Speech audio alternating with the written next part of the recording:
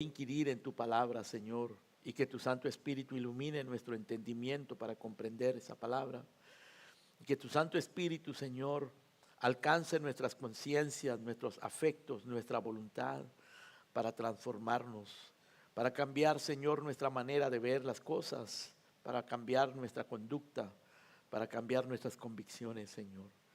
Aquí venimos delante de tu presencia suplicantes, reconociendo nuestra indignidad y nuestra impotencia, Padre, pero esperando en tu poder, esperando, Señor, en aquel sumo sacerdote que intercede por nosotros, en nuestro Paracleto supremo, el que está a nuestro lado en toda circunstancia, esperando en el poder del Espíritu Santo, Señor, que es nuestra fortaleza, que es nuestro consuelo, que es nuestro enseñador, que es nuestro guía. Señor, te glorificamos y te rogamos que recibas nuestra alabanza, nuestra ofrenda de labios, que te sea grata, Señor, la meditación de nuestro corazón, que te sean gratos los dichos de nuestra boca. Señor, perdona nuestras iniquidades, nuestros pecados, con los cuales ofendemos, Señor, la gloria de tu santidad y quebrantamos tu ley. Perdónanos, límpianos, Señor, en la sangre preciosa de Cristo Jesús, nuestra intercesión, nuestro intercesor, Señor, nuestra propiciación.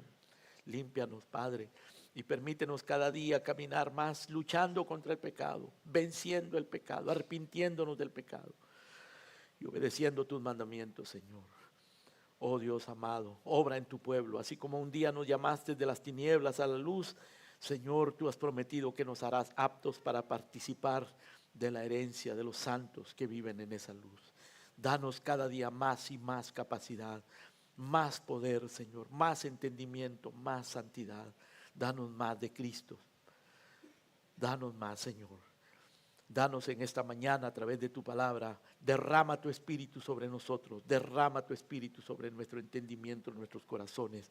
Derrama tu espíritu, Señor, sobre este siervo tuyo, que predique tu palabra con poder, convicción, claridad y eficacia, Padre.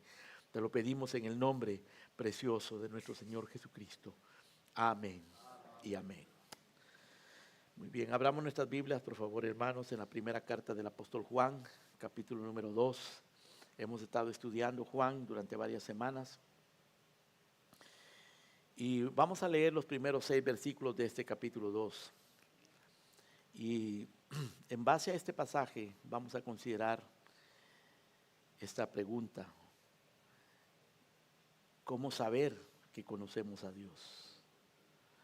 Vamos a contestar esta interrogación que muchos de nosotros nos hemos hecho, y quizás en este momento alguien se la está haciendo. ¿Cómo saber que tú conoces verdaderamente a Dios? ¿Cómo saber si eres verdaderamente un cristiano o un profesante? Porque el Señor dice que en su campo hay trigo, pero también hay cizaña, y la cizaña se parece mucho al trigo.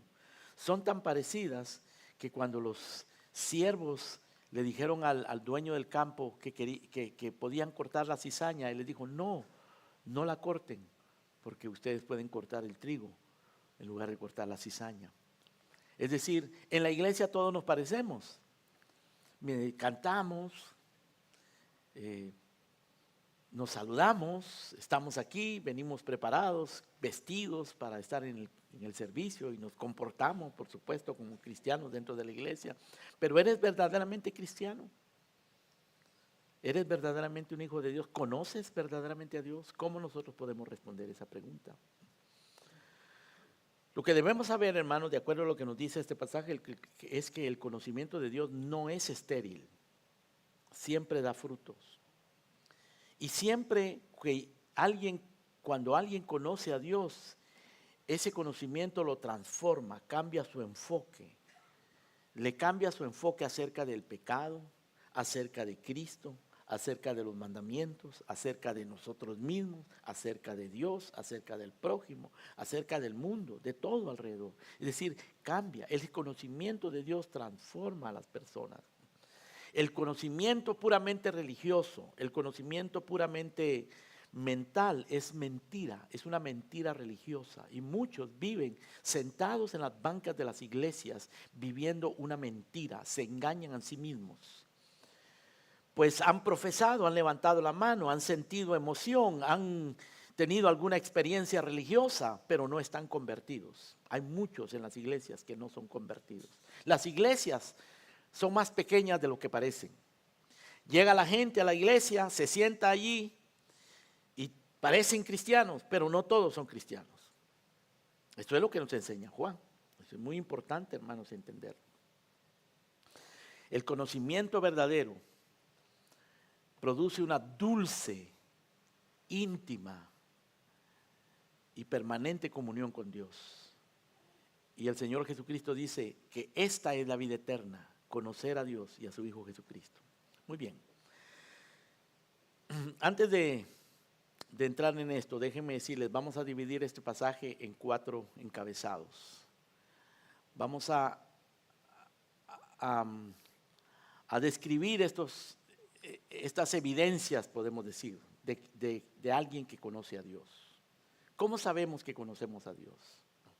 Aquí vamos a examinar 4 evidencias de que conoces a Dios. Primero, nuestra lucha con el pecado evidencia que conocemos a Dios.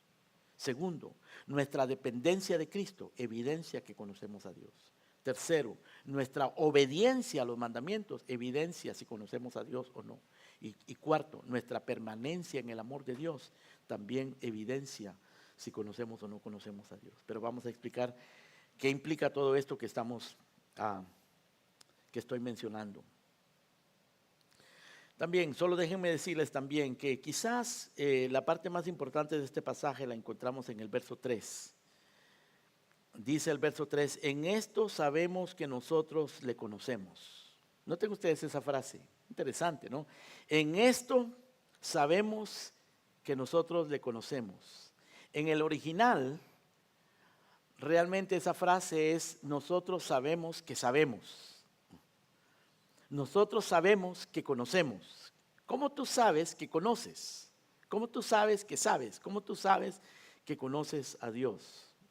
Aquí dice, si guardamos sus mandamientos, pero hay otros factores envueltos en esto. Bueno, vamos a entrar, hermanos, a nuestra consideración. Primero, una de las evidencias de que conoces a Dios o no lo conoces es tu lucha contra el pecado. Y el apóstol San Juan comienza en este pasaje de la siguiente manera, en el verso 1. Hijitos míos, estas cosas os escribo para que no pequéis. Si alguno hubiere pecado, abogado tenemos para con el Padre, a Jesucristo el justo.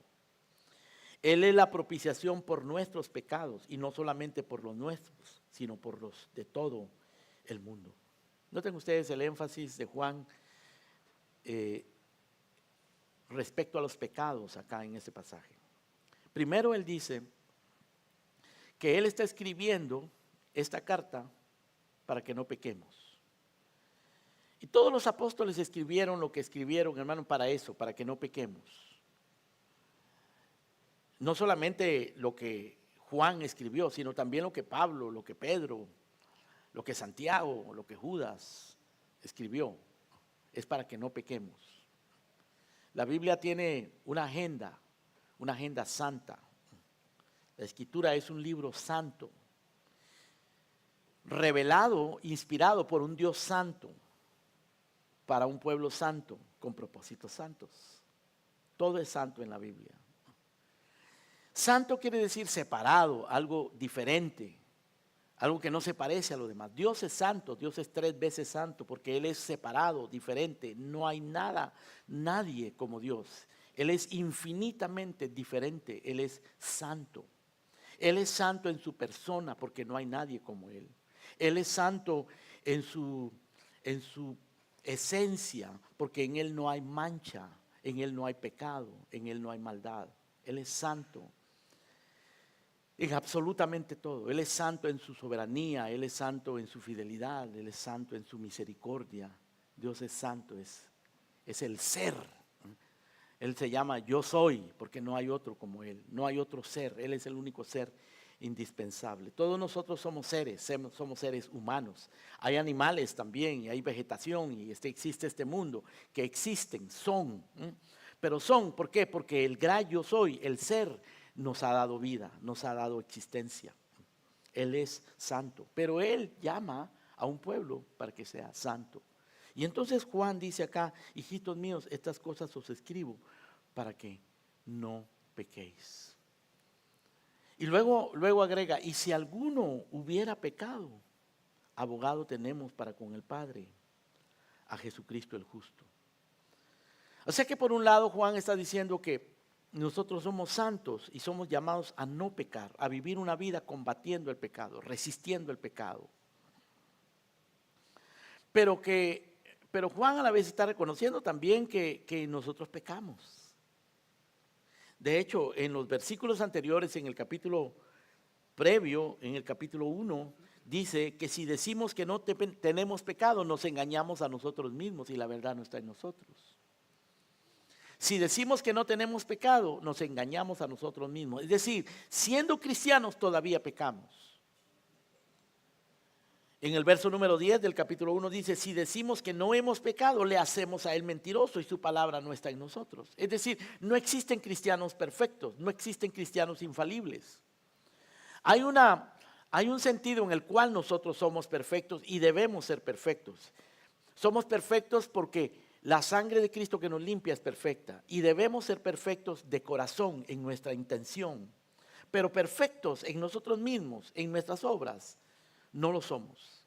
Pecamos todavía, tenemos pecado dentro de nosotros. Pero estas cosas están escritas para que no pequemos. Y Juan dice, si alguno hubiese pecado, ¿por qué pecamos?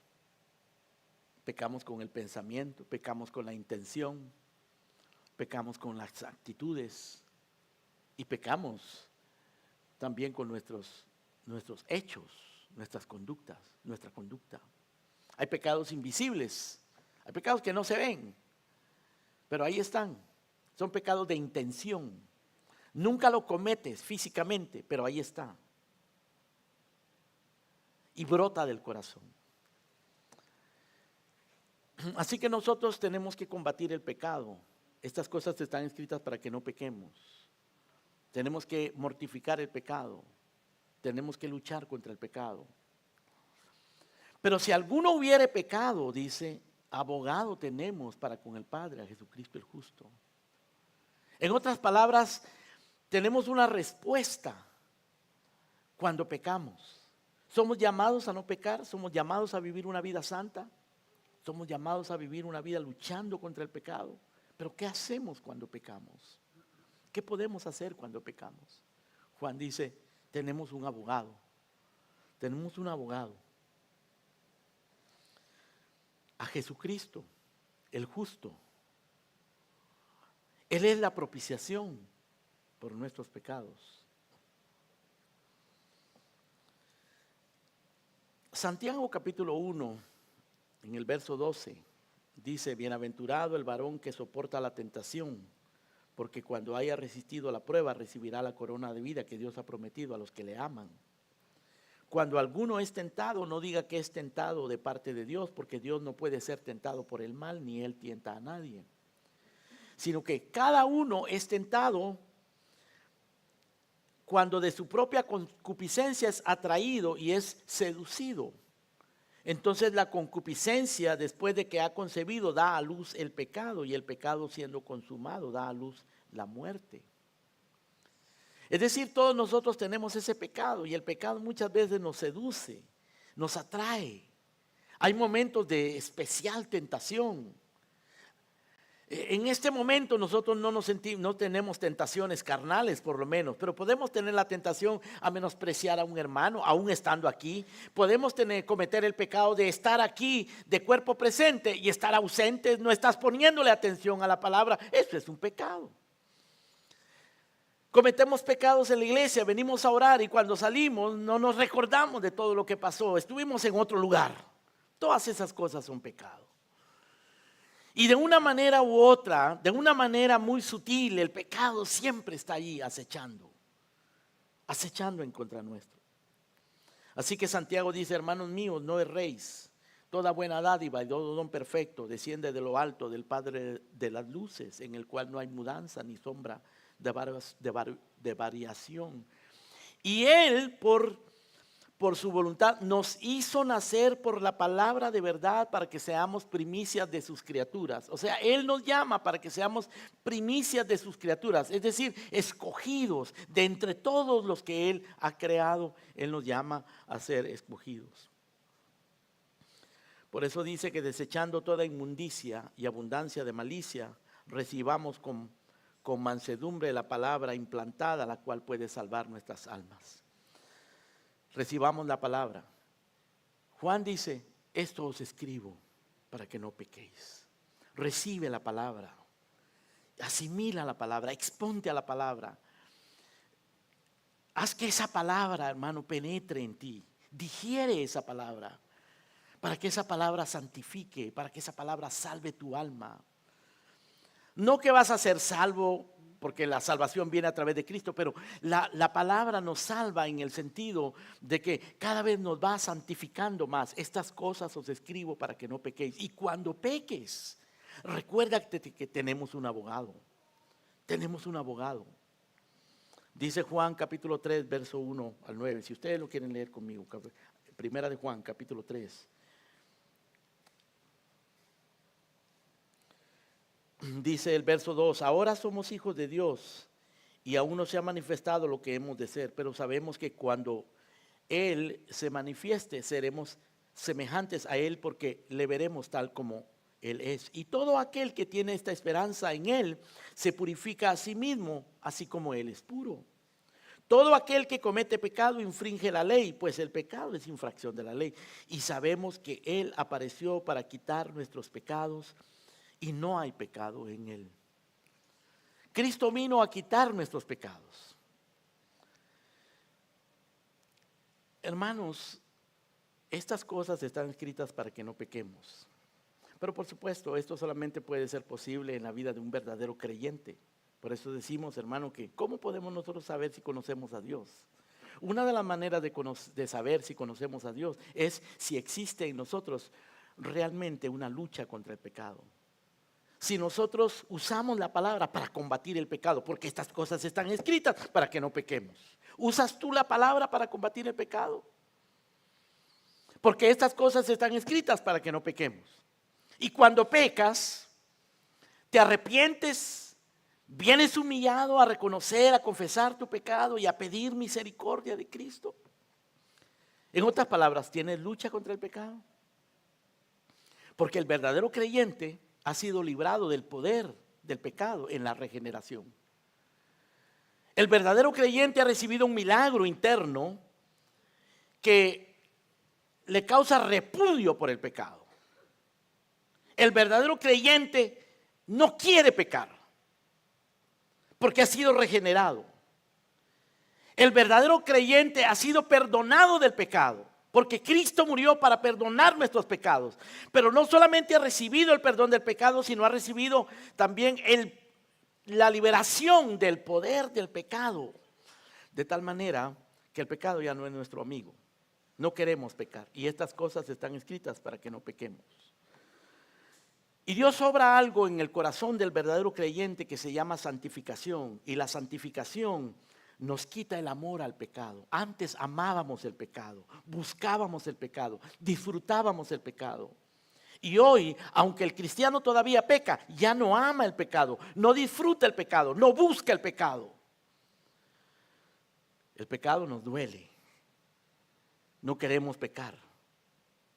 Y usamos la palabra porque estas cosas están escritas para que no pequemos. Y cuando pecamos, venimos a Jesucristo, porque el que confiesa sus pecados y se aparta, alcanzará misericordia. Y dice aquí el capítulo 1, verso 9, si confesamos nuestros pecados, Él es fiel y justo para perdonar nuestros pecados y librarnos y limpiarnos de toda maldad. En otras palabras, el verdadero creyente se conoce. Y tú puedes conocer si eres un verdadero creyente, si luchas contra el pecado. Si el pecado te es indiferente, si puedes pecar libremente, sin arrepentimiento, sin dolor. Si tú no luchas contra el pecado, si tu lucha se trata solamente de lo financiero, de lo laboral, de la familia, de tu salud, de tus problemas personales, pero no tienes lucha contra el pecado, tienes que examinarte. El verdadero creyente tiene lucha contra el pecado. Él ha sido libre del poder del pecado, ha sido libre de la condenación del pecado por la justificación, es libre del amor al pecado por la santificación y es libre para mortificar el pecado por la presencia del Espíritu Santo. No solamente rechazamos el pecado, no solamente no queremos pecar, sino que mortificamos el pecado. Ese es un mandato, mortificar el pecado. Colosenses dice, haced morir lo terrenal en vosotros. Colosenses capítulo 3, verso 5. Haced morir lo terrenal en vosotros. ¿A qué se refiere lo terrenal? Al pecado que todavía permanece en nosotros. Haced morir lo terrenal en vosotros. Y Pablo da una lista: fornicación, impureza, pasiones desordenadas, malos deseos, avaricia, que es idolatría. Porque por estas cosas viene la ira de Dios sobre los hijos de desobediencia, en las cuales vosotros vivías en otro tiempo cuando vivías en ellas. Pero dejad ahora vosotros estas cosas: ira, enojo, malicia, blasfemia, palabras deshonestas de vuestra boca. No mintáis los unos a los otros, habiendo despojado del viejo hombre con sus hechos. El verdadero cristiano se conoce porque tiene una lucha contra el pecado. ¿Cómo conoces tú que eres un verdadero cristiano? ¿Tienes lucha contra el pecado? ¿Luchas contra el pecado? ¿Cuál es tu lucha? ¿O qué pecado en particular? Pecado recurrente que regresa cada cierto tiempo. Te aflige y parece azotarte. Porque todos los cristianos tenemos algún pecado que se esconde ahí, que de repente vuelve a brotar y que nos acosa. Puede ser tu temperamento, pueden ser tus enojos, pueden ser tus miedos, tus escrúpulos o prejuicios, o puede ser el orgullo. ¿Es ese tu pecado? La arrogancia, la autosuficiencia, la altivez. Algunos padecen ese pecado y ahí está, acechando. La pereza, la negligencia, el descuido, el olvido, la falta de disciplina. Todos tenemos algún pecado, hermanos. La pregunta es, ¿luchamos contra el pecado? ¿Luchamos contra la impureza? ¿Los ojos llenos de adulterio? Ese puede ser tu pecado, que tienes ojos de adulterio. Miras de una manera impura, con concupiscencia o con lujuria. Son pecados, allí están.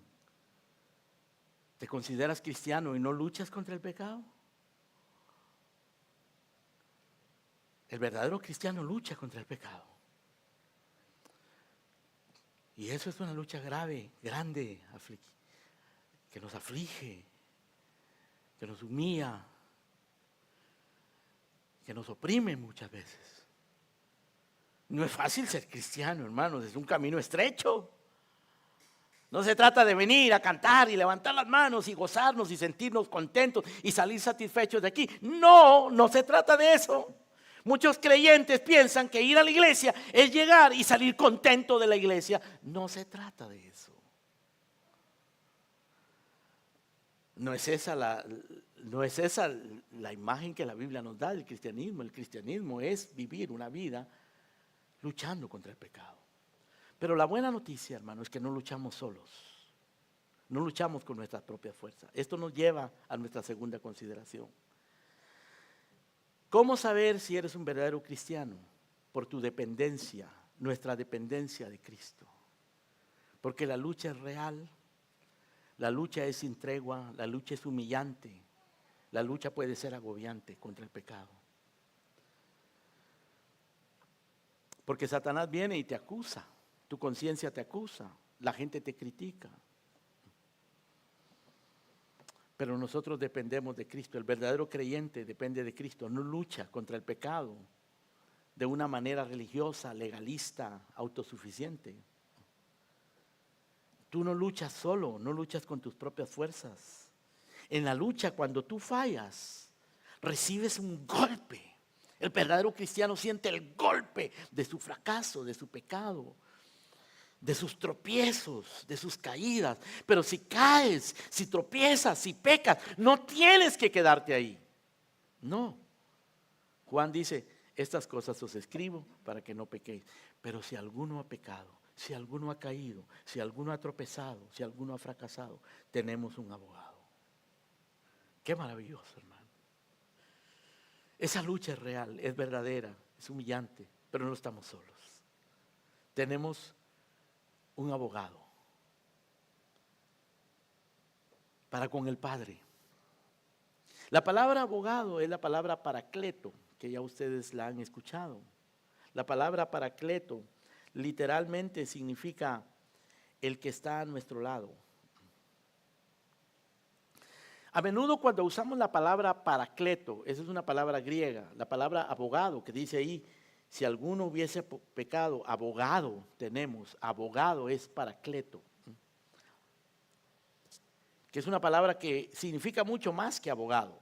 No piensen en un abogado como los que nosotros conocemos. Un abogado es alguien que defiende, por supuesto, y los abogados de hoy día defienden.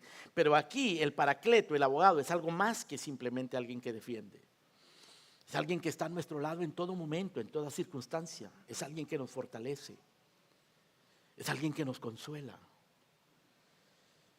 Y cuando usamos el término paracleto, usualmente pensamos en el Espíritu Santo, porque Jesucristo dijo, os enviaré otro consolador, otro paracleto. Pero noten que Él dijo otro paracleto. ¿Por qué? Porque el principal paracleto es Cristo Jesús. Y Él está con el Padre, sentado a la diestra del Padre. Y aquí en la tierra tenemos otro paracleto que es el Espíritu Santo. No estamos solos en esta lucha. El Espíritu Santo es el otro paracleto. El paracleto original es Cristo mismo. Él es la consolación de su pueblo. El Espíritu Santo, hermanos, por supuesto, es consolador y trae consuelo a los que sufren y necesitan ser consolados. Él hace eso, Él consuela, Él trae consuelo a los que sufren.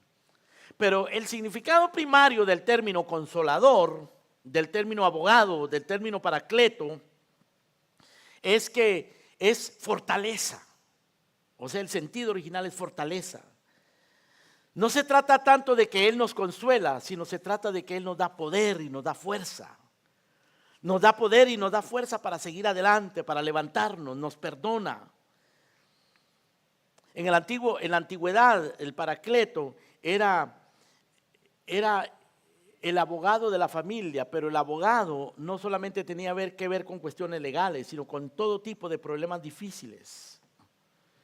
Estaba siempre al lado de la persona que sufría, de la persona que tenía un conflicto. Así que tenemos una lucha real. El verdadero creyente lucha contra el pecado, combate el pecado, sufre a causa del pecado, pero se arrepiente del pecado y tiene un abogado, el paracleto. Y noten ustedes, hermanos, cómo Juan se refiere a Jesucristo acá. No estamos solos en esta batalla. Nosotros dependemos de Cristo. Él ha peleado la batalla y la ha ganado, y nosotros la seguimos peleando y Él la sigue ganando en nosotros, a pesar de que sufrimos heridas, sufrimos angustias, sufrimos fracasos. Pero noten ustedes cómo se refiere Juan a Cristo acá. Dice, si alguno hubiese pecado, abogado tenemos. Ese es un término que Juan usa acerca de Cristo, abogado, paracleto, el que está a nuestro lado. Abogado para con el Padre, a Jesucristo. Jesucristo es una combinación del nombre Jesús y del título Cristo. Jesús el Cristo, porque Cristo no es un nombre propiamente dicho, Cristo es un título. Jesús es el nombre. Jesús quiere decir Salvador, el que salva. Dios salva literalmente, Dios salva, es Salvador. Jesús, Cristo es el título, Cristo quiere decir el ungido, o sea, el escogido de Dios. O sea que la palabra Jesucristo en realidad quiere decir el que Dios escogió para salvarnos. Eso es Jesucristo. Esa sería la manera de interpretar el nombre de Jesucristo. Él es Jesucristo, el que Dios escogió para salvarnos. Él es nuestro paracleto, Jesucristo. Y dice Juan que es Jesucristo el justo, le llama el justo. Justo, porque no hay otro justo sino Él, hermano. No hay otro santo sino Él, no hay otro obediente sino Él. Él es el único justo. Nosotros no somos justos. La Biblia dice no hay justo ni aún uno, pero Jesucristo sí es justo. Todos nosotros nos descarriamos como ovejas, pero Él es el pastor que llama a sus ovejas. No hay quien entienda, no hay quien busque a Dios. Todos se extraviaron, todos se hicieron inútiles, pero Él no. Él venció, Él venció. Venció al pecado, venció a Satanás, venció al mundo, venció la muerte. Jesucristo, y lo hizo con su justicia, con su santidad, con su inocencia. Él venció a Satanás en el desierto. Todas las tentaciones las soportó, las venció.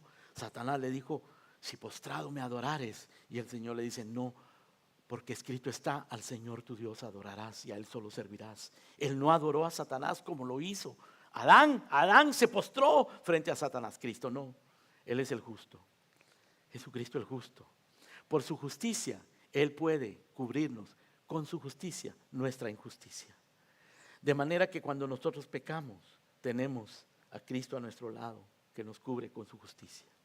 Si alguno hubiese pecado, abogado tenemos. No peleamos esta batalla solos, hermano. Si eres un verdadero cristiano, tienes que creer en Cristo. Tienes que venir a Cristo, refugiarte en Cristo. Él es la única esperanza. Separado de Él nada podemos hacer. Jesucristo el justo. Y en el verso número 2 del capítulo 2, Juan dice algo más acerca de Cristo. Dice, Él es la propiciación por nuestros pecados. Él es la propiciación. La palabra propiciación significa aplacar el enojo, aplacar el juicio, detener el juicio. Eso es propiciación. Y Él es la propiciación porque Él se puso en la cruz para recibir el juicio, el castigo de Dios que nos correspondía a nosotros. Él es la propiciación por nuestros pecados. Él aplaca la ira, la justicia de la ley y la ira santa de Dios. Él la aplaca, Él la detiene para que no nos alcance. Él es la propiciación por nuestros pecados. Jesucristo, el que Dios escogió para salvarnos.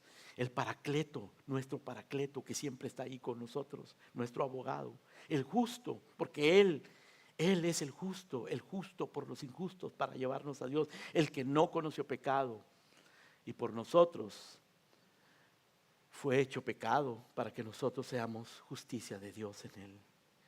Cristo Jesús, qué maravilla, hermanos. Qué gran Salvador tenemos. No estamos solos. La lucha es real. El verdadero cristiano tiene una lucha real contra el pecado, pero tiene un Salvador poderoso contra el pecado. Se puede refugiar. Si alguno hubiese pecado, abogado tenemos para con el Padre. A Jesucristo, el justo. Él es la propiciación. Él es la propiciación. Nuestro abogado. ¿Por qué no vienes a Cristo? Si no vienes a Cristo, ¿a dónde vas a ir? ¿Qué vas a hacer? ¿Quién va a cubrir tus miserias, tus pecados, tus abominaciones delante de Dios? ¿Quién te va a proteger de la condenación, de la ira? Si no vienes a Cristo, vas a tener que seguir cargando tus pecados, llevando tus pecados, cubriéndolos con hojas de higuera, como hizo Adán y Eva, que quisieron cubrirse con hojas de higuera, inútiles, inservibles. Cuando Dios vio a Adán y a Eva llenos de vergüenza y de miedo y de culpabilidad, cubriéndose con hojas de higuera para disimular su desnudez, Dios les quitó las hojas de higuera, los volvió a desnudar y mató a un animalito y los cubrió con las pieles de esos animalitos. Eso es lo que Dios hace con nosotros. Eso es lo que Dios quiere hacer a ti, contigo. Quítate el manto de la religión, el manto de tus buenas obras, el manto de tu propia justicia y ven a Cristo. Él es el único Salvador. No vas a venir al Señor Jesucristo. Te vas a dejar aplastar por tus culpas, porque el pecado te va a aplastar, no solo por sus consecuencias, pero por la culpa en tu conciencia, la acusación. Y te va a alejar más y más de Dios. Y cuando eso pase, ¿a quién vas a acudir? Y luego van a venir las consecuencias de tu pecado sobre tu vida. Pero hay un Salvador. Si alguno hubiese pecado, abogado tenemos para con el Padre. Así que, ¿cómo saber que conoces a Dios? Que conocemos a Dios. ¿Tienes lucha contra el pecado? Esa es una evidencia. Si no tienes lucha contra el pecado, si tu vida de iglesia, si tu vida de cristianismo es solamente para satisfacer una necesidad emocional, religiosa, interna, personal, pero no tienes lucha contra el pecado, examínate, porque quizás no eres cristiano o estás enfermo espiritualmente. Porque esa necesidad, esa lucha, esa batalla contra el pecado es la que nos hace acudir a Cristo, es la que hace Cristo precioso para nosotros, es lo que nos hace depender totalmente de Cristo. Y esa es una evidencia de ser cristiano. Ahora, en tercer lugar, la tercera evidencia de que conoces, de que alguien conoce a Dios, de que tú conoces a Dios, de que nosotros conocemos a Dios, es nuestra obediencia a los mandamientos. Es decir, que el verdadero cristiano lucha contra el pecado, pero no solo lucha contra el pecado, el verdadero cristiano lucha por obedecer los mandamientos de Dios. No solamente abandona el pecado, sino que adopta los mandamientos de Dios. En Cristo, refugiado en Cristo, con Cristo como su paracleto, refugiado en la justicia de Cristo, refugiado en aquel que Dios escogió para ser nuestro Salvador, refugiado en aquel que es nuestra propiciación en Cristo. Lucha contra el pecado, pero también obedece los mandamientos. Quiere decir que se santifica. No se trata solamente de dejar de tomar, de emborracharse, de cometer pecados visibles, sino se trata de vestirnos de santidad, de tomar los mandamientos y obedecerlos, de cambiar nuestra vida. La vida cristiana no solo es abandonar el pecado, es abrazar la santidad.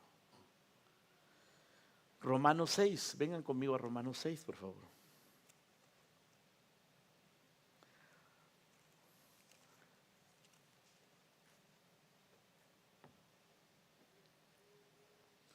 Así que, verso 11, Romanos 6, 11, así que también vosotros consideraos muertos al pecado. ¿Ve? O sea que ya no queremos nada con el pecado. Hemos sido libres de la condenación del pecado y del poder del pecado. Combatimos el pecado. Consideraos muertos al pecado, pero vivos para Dios en Cristo Jesús, Señor nuestro. No queremos nada con el pecado, lo que queremos ahora son los mandamientos de Dios. El verdadero cristiano obedece los mandamientos de Dios, busca la santidad. Entonces Romanos 6:11 dice, así que también vosotros consideraos muertos al pecado, pero vivos para Dios en Cristo Jesús, Señor nuestro. No reine pues el pecado en vuestro cuerpo mortal, de modo que le obedezcáis en sus concupiscencias, ni tampoco presentéis vuestros miembros al pecado como instrumentos de iniquidad, sino presentaos vosotros mismos a Dios como vivos de entre los muertos y vuestros miembros a Dios como instrumentos de justicia. Presentaos vosotros mismos a Dios. Pablo dice en Romanos 12 que nosotros nos presentemos como ofrenda viva. Presentad vuestros cuerpos como ofrenda viva, santa, agradable a Dios, que ese es nuestro culto racional. Es decir, nuestras manos, nuestros ojos, nuestros pensamientos, nuestros oídos, nuestros pies, nuestro tiempo, nuestro dinero, debemos de ponerlo al servicio de los mandamientos de Dios. Debemos de usarlo conforme a los mandamientos de Dios. Debemos de usarlos para obedecer la voluntad de Dios. Bueno, vengan conmigo por favor a Primera de Juan, capítulo 2, verso 3. Dice, en esto sabemos que nosotros le conocemos, si guardamos sus mandamientos. O sea que por un lado, el verdadero cristiano combate el pecado. Y combate el pecado refugiado en Cristo Jesús, que es la propiciación por nuestros pecados, nuestro sumo sacerdote, nuestro paracleto. Pero el verdadero cristiano no solo combate el pecado, no solamente se refugia y busca el perdón en Cristo, pero activamente, deliberadamente, esforzadamente cumple los mandamientos de Dios. Aquí lo dice en el verso 3. En esto sabemos que nosotros le conocemos, si guardamos sus mandamientos. El que dice, verso 4, yo le conozco y no guarda sus mandamientos, es mentiroso. Y la verdad no está en él. O sea que la religión mentirosa es aquella que pretende caminar con Dios, pretende tener a Dios, está en la iglesia, pero no guarda los mandamientos. No le preocupan los mandamientos. Vive su vida como un mundano más. Vive su vida igual que los pecadores impíos. Habla igual que ellos. Dice las mismas malas palabras, las mismas vulgaridades. Se ríe de los mismos chistes. Tiene ojos llenos de adulterio. Tiene un mal testimonio. En su hogar, en su casa, en su intimidad, no guarda los mandamientos de Dios. No guarda el día del Señor. El día del Señor es una cosa casual para ellos. No guarda los mandamientos del Señor. Y el que dice que le conoce y no guarda sus mandamientos es mentiroso. Y la verdad no está en él. Lo que hay en él es mentira. Es una mentira religiosa, pero es mentira. Pero el que guarda su palabra, dice el verso 5, en este verdaderamente el amor de Dios se ha perfeccionado. Por esto sabemos que estamos en él. Así que Juan aquí nos está dando algunas evidencias que nos deben servir a nosotros para saber si estamos en él. Y hermanos, crecer en estas disciplinas, en esta conciencia, en esta vida de lucha contra el pecado, de refugiarnos en Cristo, de obedecer los mandamientos, eso nos da seguridad de salvación. La razón por la que muchos cristianos viven inseguros si son salvos o no son salvos es porque no luchan contra el pecado, porque no obedecen los mandamientos, no se refugian en Cristo. Claro, siguen el movimiento y la mecánica de la religión el día domingo en la mañana, pues cumplen su tarea de estar en la iglesia un rato en la mañana, pero no viven la vida cristiana, no la viven. Es una vida que se vive, es una vida de lucha, ¿no es cierto? Es una vida de dependencia en Cristo, nuestro consolador, el justo, nuestro abogado, el escogido de Dios para salvarnos, la propiciación por nuestros pecados, el que no nos va a dejar tirados, el que no nos va a dejar allí abatidos, el que nos va a dar fuerza, él va a estar siempre a nuestro lado. El verdadero cristiano depende de Cristo, vive en Cristo, camina con Cristo, espera en Cristo, cree en Cristo. Cristo es lo más precioso para él. Pablo dice, para mí el vivir es Cristo. Con Cristo estoy juntamente crucificado y ya no vivo yo, vive Cristo en mí. Y lo que ahora vivo en la carne, lo vivo en la fe del Hijo de Dios, el cual me amó y se entregó a sí mismo por mí. Esa es la vida de un cristiano.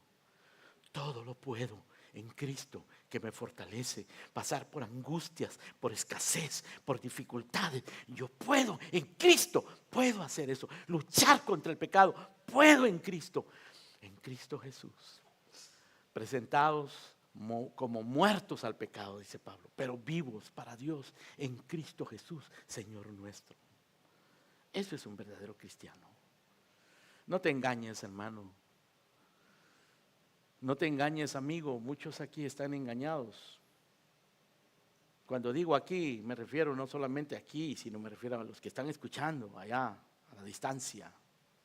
Y me refiero a todas las iglesias cristianas, engañados, engañándose y siendo engañados. Por eso es que existen tantos falsos maestros.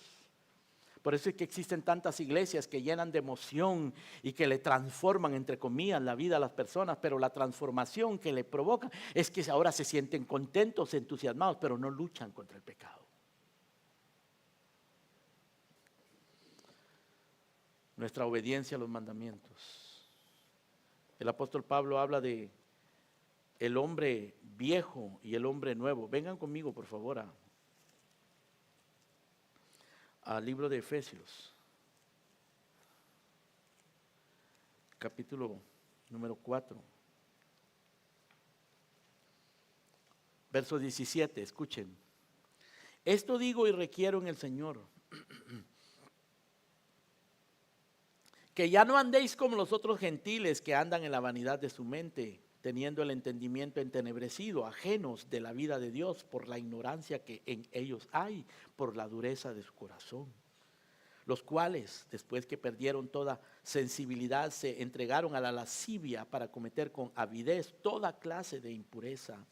Mas vosotros no habéis aprendido así a Cristo, si en verdad le habéis oído y habéis sido por él enseñados conforme a la verdad que está en Jesús. En cuanto a la pasada manera de vivir, despojaos del hombre viejo que está viciado conforme a los deseos engañosos. En otras palabras, resistan el pecado. Y en el verso 23 continúa diciendo, y renovaos en el espíritu de vuestra mente y vestíos del nuevo hombre creado según Dios en la justicia y santidad de la verdad. Así que Pablo dice, por un lado, despojaos del viejo hombre, porque ese es un vicioso, un viejo vicioso, engañado por el pecado. Despojados del viejo hombre y vestíos del nuevo hombre. Es decir, crezcamos en santidad, crezcamos en lucha contra el pecado, crezcamos en depender completamente de Cristo, crezcamos en obediencia. El hombre nuevo se alimenta de Cristo, el hombre nuevo se alimenta de la palabra. Estas cosas os escribo para que no pequéis. El hombre nuevo se alimenta de la predicación, de la comunión con los hermanos, se alimenta de todo lo espiritual. Así que Pablo dice, vestidos del nuevo hombre, creado según Dios en justicia y santidad de la verdad. Vengan al libro de Colosenses conmigo, por favor. Colosenses capítulo 3, verso 9.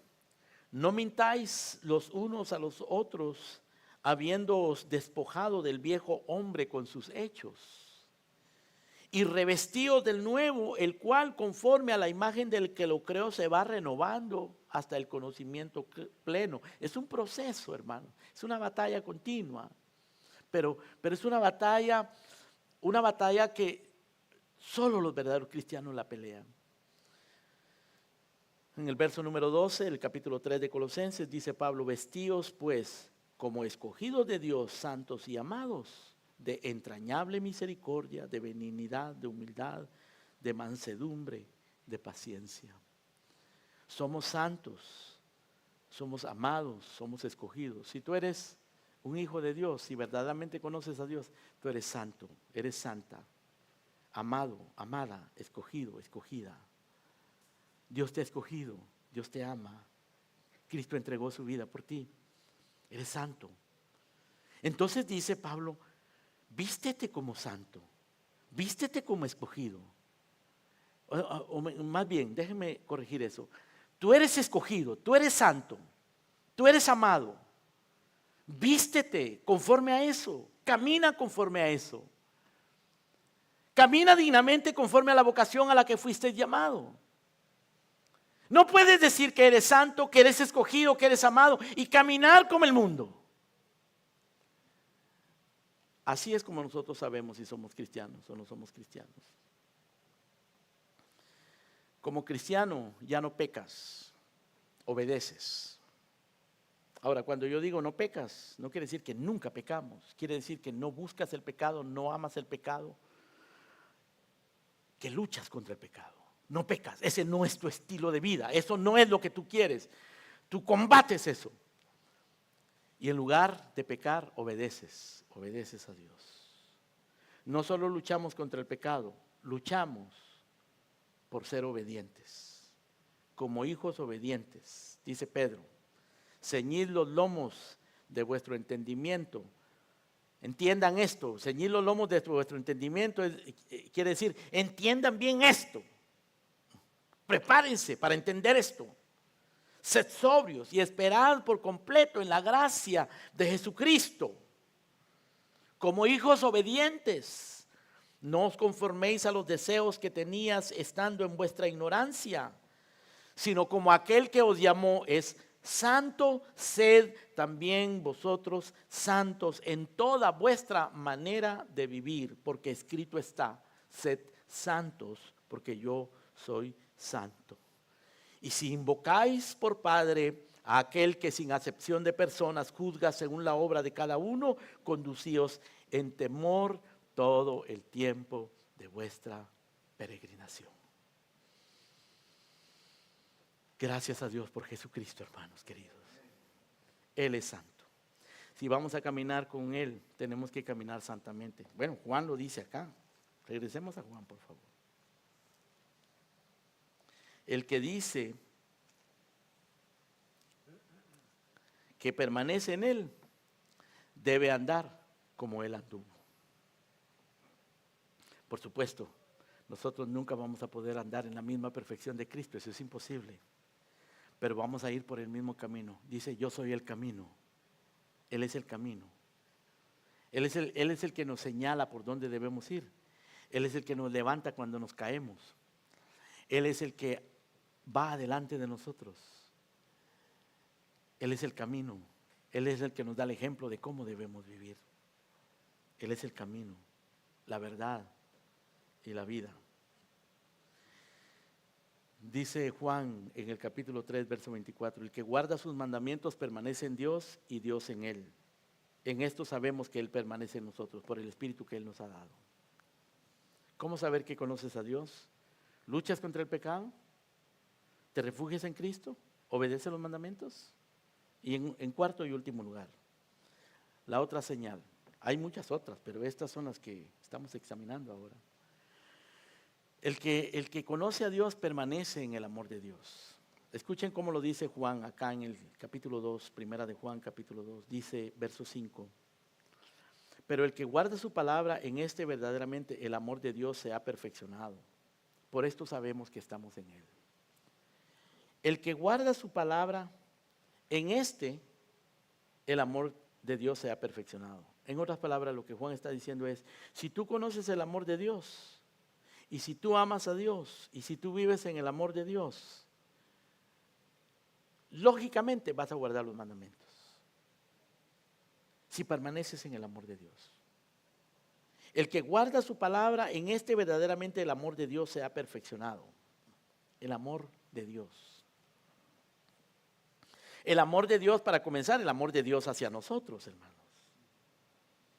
Porque aquí realmente lo que controla todo es el amor de Dios, porque es el amor de Dios. De tal manera amó Dios al mundo, que dio a su Hijo.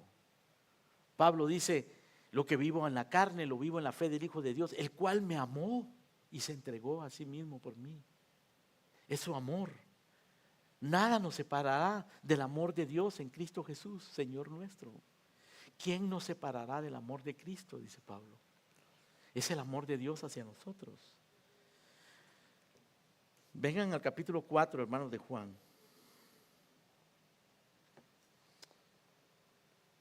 Verso 9. Capítulo 4 de Primera de Juan, verso 9. En esto se mostró el amor de Dios para con nosotros, en que Dios envió a su Hijo unigénito al mundo para que vivamos por Él. ¿Conoces el amor de Dios? El amor de Dios se conoce en la persona de Cristo. Juan dice, en esto se mostró el amor para con nosotros, en que Dios envió a su Hijo para que vivamos por Él.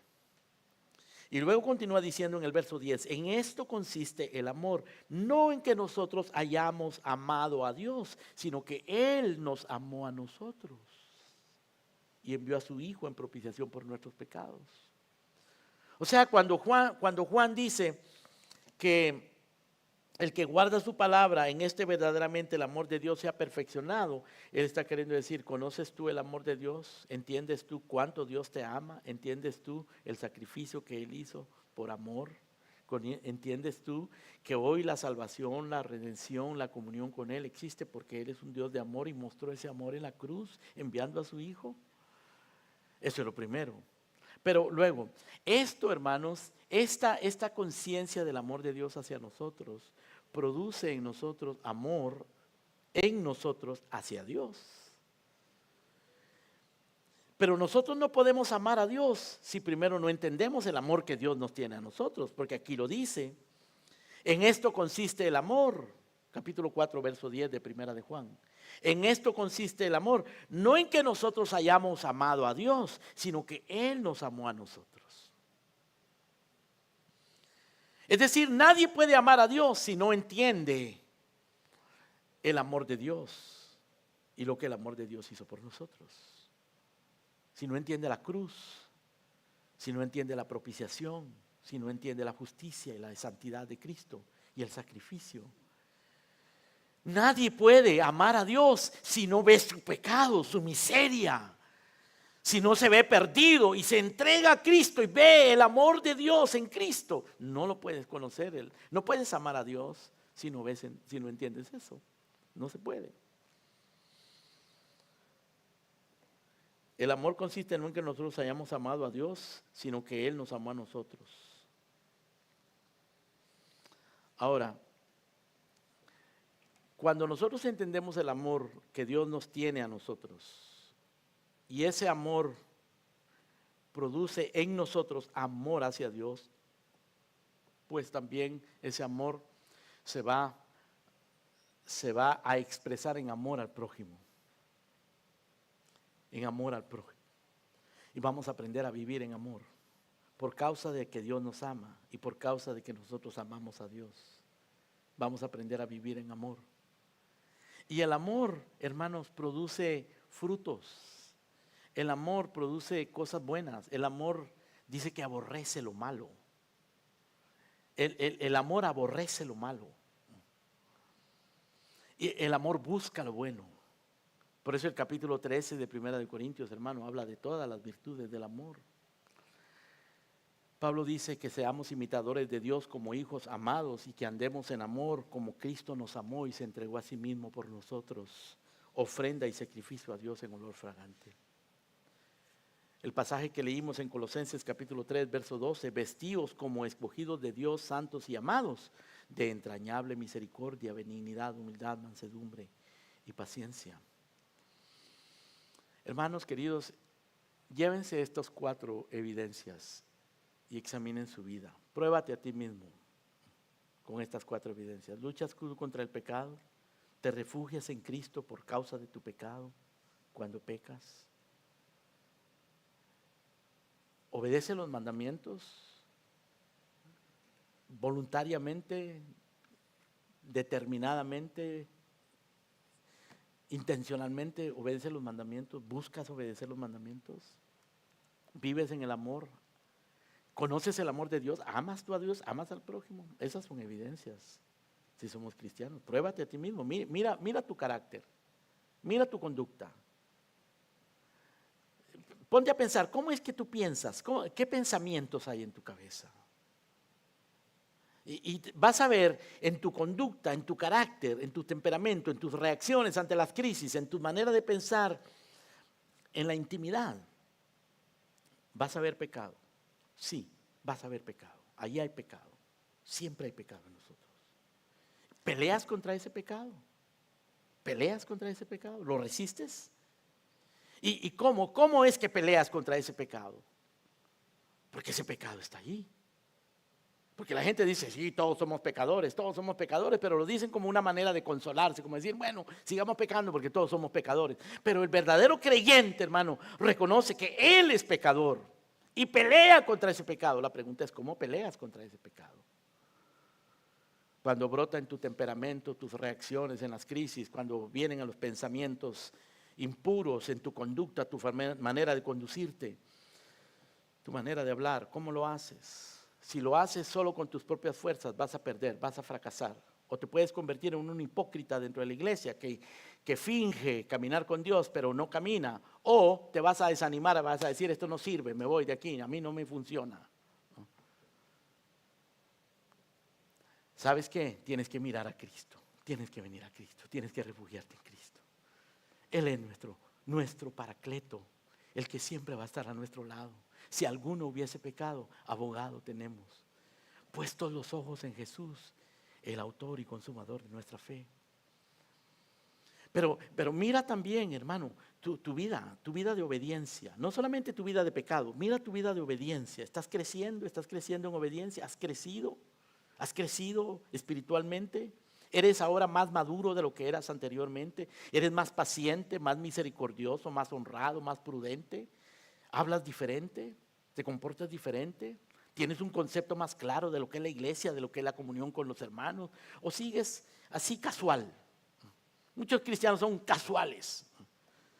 Vienen a la iglesia, escuchan como si fuera un espectáculo, pero se van, no les afecta. Examínate a ti mismo, hermanos. El apóstol Pedro dice que hagamos firme nuestra elección y vocación. Pablo dice, andad en el espíritu y no satisfagáis los deseos de la carne, porque el deseo de la carne es contra el espíritu y el del espíritu es contra la carne. Busquemos el fruto del espíritu, que es amor, gozo, paz, paciencia, benignidad, bondad, fe, mansedumbre, templanza. Déjame terminar, hermano, con lo que dice este hombre, Juan Calvino, acerca de lo que es un verdadero cristiano y lo que son los falsos cristianos. Dice, los profesantes religiosos, los que profesan creer en la verdad, a menudo se avergüenzan de su ignorancia o no reconocen su ignorancia. Y con frecuencia pretenden grandes logros en el conocimiento de los misterios divinos. Te jactas de Dios, conoces su voluntad, apruebas según tú las cosas más excelentes, eres instruido por la Biblia, confías que eres guía de ciegos, que puedes enseñarle a otros. Pero ¿qué conocimiento de Dios puede tener aquel que no ve que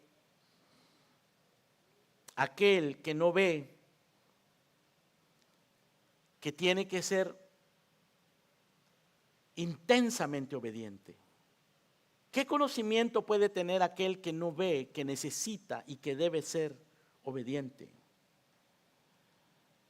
Cuán vano y cuán superficial es el conocimiento puramente mental que no mueve el corazón a la obediencia.